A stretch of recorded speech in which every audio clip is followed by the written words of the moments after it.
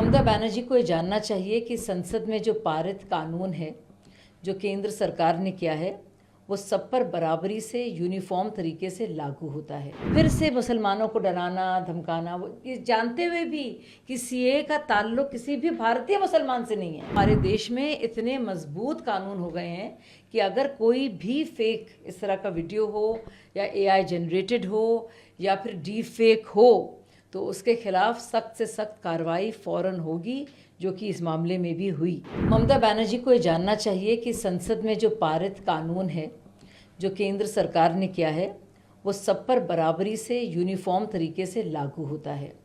क्या उनको पता नहीं है? संविधान की शपथ तो उन्होंने भी ली थी। क्या इतनी बुनियादी जानकारी नहीं है उनको कि सीए बाकायदा एक कानून है?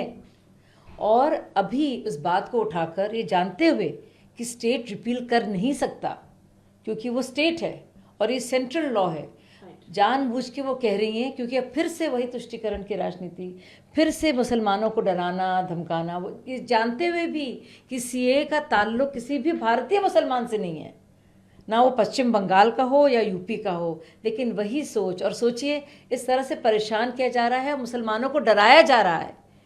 और क्यों डराया जा रहा है? ताकि उनसे वोट मिले।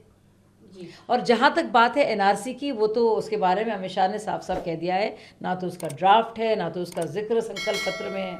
और जहाँ तक बात है यूसीसी की, वो भी संविधान का हिस्सा रहा है। और आप ये सोचिए इस बात को कि यूसीसी किसका फ़ायदा होता? महिलाओं का होता। सारे मज़हब की सारी महिलाओं का फ़ायदा इससे होता, क्योंकि जो पर्सनल लॉज हैं हर एक मज़हब के, वो कभी कभी महिलाओं के खिलाफ काम करते हैं। तो और एक महिला सीएम ऐसी बात कर रही है। और अगर मुस्लिम औरतों का इससे फ़ायदा होता, तो ममता जी क्या कहना चाह रही हैं कि मुस्लिम मर्द ही मुस्लिम हैं, मुस्लिम औरतें मुस्लिम नहीं हैं? ये तो असली अक़लियत है, ये तो असली अल्पसंख्यक के अल्पसंख्यक में भी अल्पसंख्यक, माइनॉरिटी विद इन माइनॉरिटी। कौन है एक मुसलमान औरत? आप उसके खिलाफ काम करना चाह रही हैं? क्यों?